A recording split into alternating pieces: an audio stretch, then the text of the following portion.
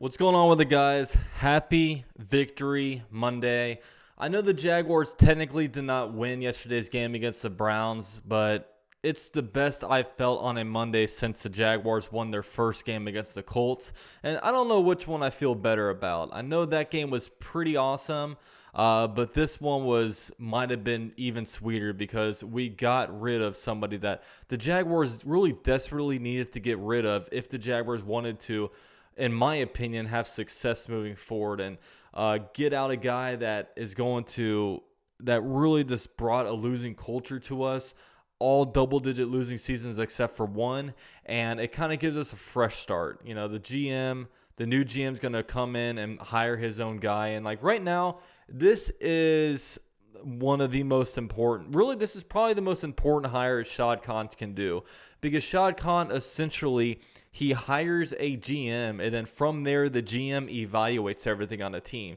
It starts with a coaching position because Doug Marrone is not going to be fired on Black Monday. What's going to happen is that Shad Khan is going to start looking for his GMs. He's going to hire a GM, and then the GM is going to decide whether or not to keep Doug Marrone. And it's a 99.9% chance that he does not keep Doug Marrone, because what GM would want to do that? What GM wants to come in and inherit a coaching staff that has just been losing?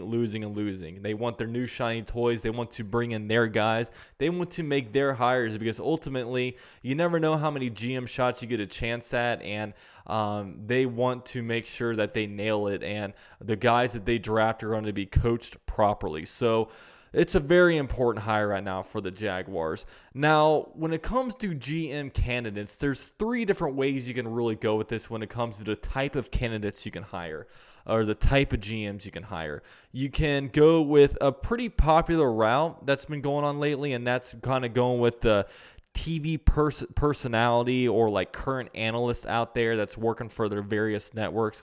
Some of the most popular names out there are guys like Louis Riddick, who works for ESPN right now, and then also a couple guys from the Move the Sticks podcast with Daniel Jeremiah and Bucky Brooks. All these guys have been scouts before, and all these guys are pretty knowledgeable football people.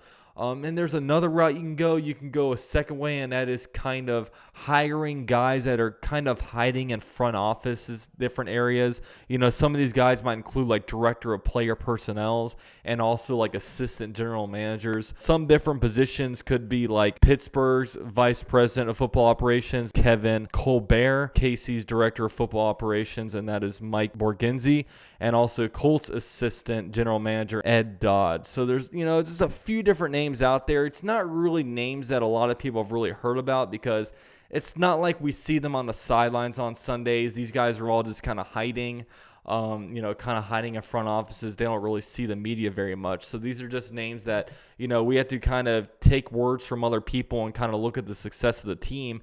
And then mostly when you hire guys from there, you want to get guys from like winning organizations. Like I mentioned, Pittsburgh, Kansas City, the Colts, different teams that have been able to win. And there's another way you can go, which isn't a way that I would be really in favor of going, and that is kind of hiring guys that have been general managers before and that have been, fired for whatever reason. Some of these guys include guys like John Dorsey, Tom Dimitroff, and also Trent Baalke, who's actually currently the Jaguars interim GM, who was formerly a GM of the 49ers. So in this video, I want to go over my top 3 candidates for the Jaguars when it comes to the next GM that the Jaguars hire. So I'm going to go right into it. I'm going to go 3, 2, and then 1. So the number 3 guy on my list would be Joe Hortiz. Now, Joe Hortiz is currently the Ravens director of player personnel. He's been with the Ravens for 19 years. So in that span, the Ravens have won 2 Super Bowls.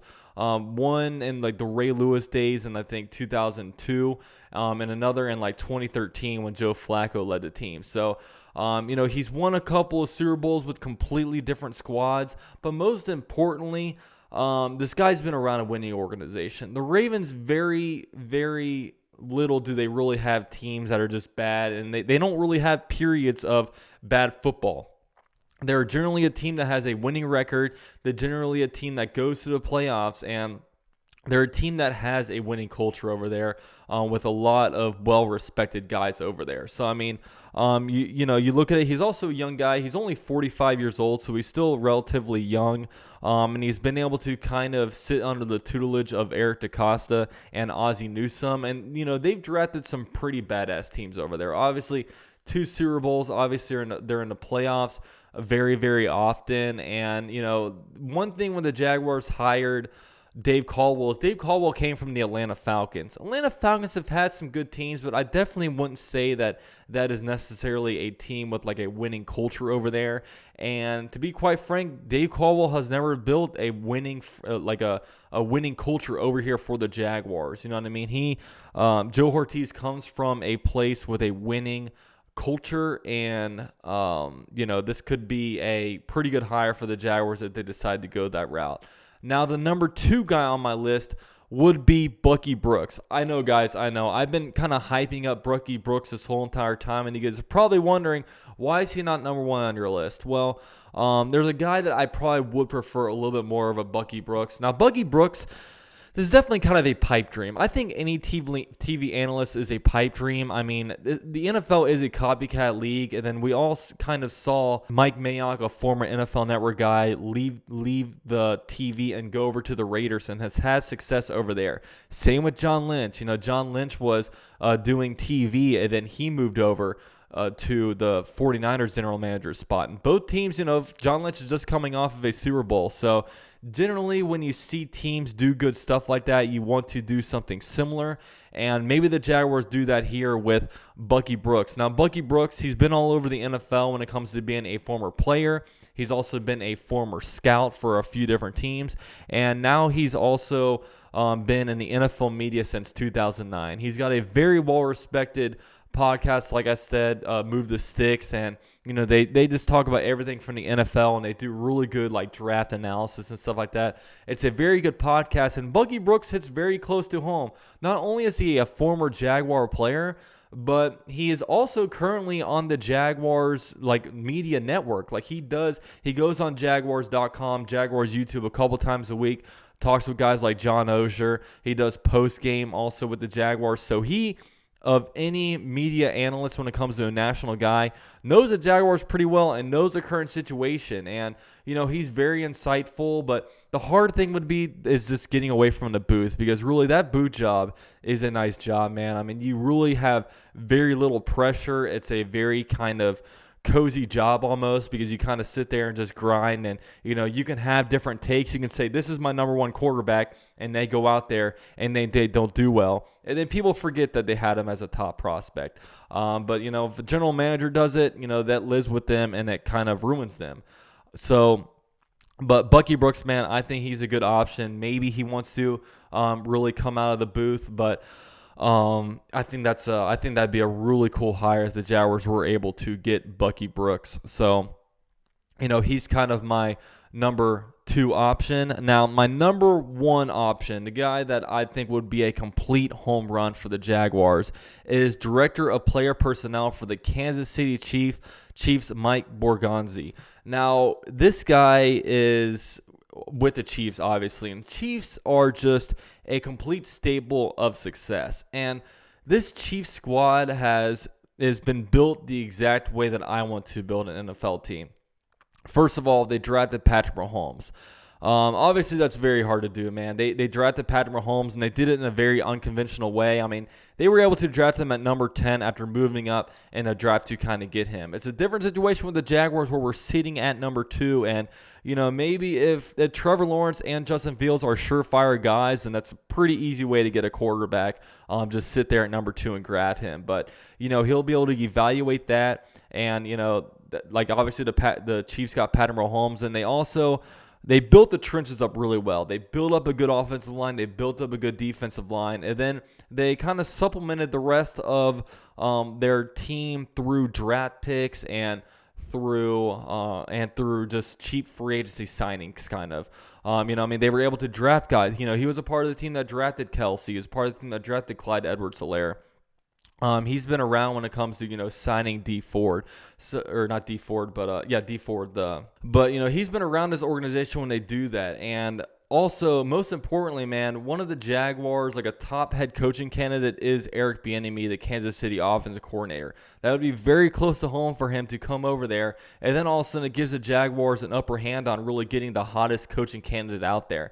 And if the Jaguars do draft Justin Fields, Patrick Mahomes is kind of, I'm not going to try to do a pro comparison and say Justin Fields is Patrick Mahomes, but it's very similar skill set, both of those guys. So, boom, like you have Eric Bieniemy, a guy that's coached a guy similar to Justin Fields. He's a guy that's also been with the Chiefs, been around a winning organization, knows how to build like a winning culture. And, like I said, man, they built the team the way I want to build it. And the Jaguars need to get some winning in this team right now. So really, those are my top three general manager candidates, man. I think in any one of these guys is a really home run. I would really love Bucky Brooks. I would really love Mike Borgonzi. And let's keep a lookout, man. I don't know when really all the GM interviews will start, but I imagine they're throwing their feelers out there, kind of doing some talking. I know they can't really I don't know if they can really interview at this point, or they can do stuff. Now everything's virtual. Maybe they do some stuff virtually, but we'll see, man. It's an exciting time to be a Jaguars fan, really, with all this and with all the draft capital the Jaguars have. The Jaguars have, like I said, the most attractive GM job. You got an owner who is very, very patient. Obviously, Dave Caldwell got many double-digit losing seasons before he finally kicked the can. You're going to be able to get two head coaches. That's generally what a guy, a GM does. You're going to be able to draft your quarterback, so you're not tied to a quarterback, kind of like maybe the Texans are, like with Deshaun Watson. So you're going to have to get a guy, you're going to bring in a guy that will be able to pretty much handpick his quarterback. Tons of cap space also. I mean, this is just no state income taxes either. This is by far the most attractive GM job in the NFL, and I really don't think it's close, to be honest with you. But this is kind of some of my thoughts, man. This is the first time on the channel where we've been able to hire a new GM, so I'm very excited about the whole process, and I'll keep you guys updated all throughout. But with all that said, let me know some of your guys' head or general manager candidates. I'd really love to hear kind of where you guys are and who you guys may want to kind of come in here and lead this team. And with all that said, thank you guys for watching. Check the links down below. Follow me on Twitter and Instagram at UCF_Jaguar. Join my Flick Chat app if you haven't already. Purchase a UCF Jaguar merch if you so want to. And also a big shout out to all the members of the channel for help supporting me with this Jaguar YouTube channel. And with all that said, I'll see you guys next video, and go Jags.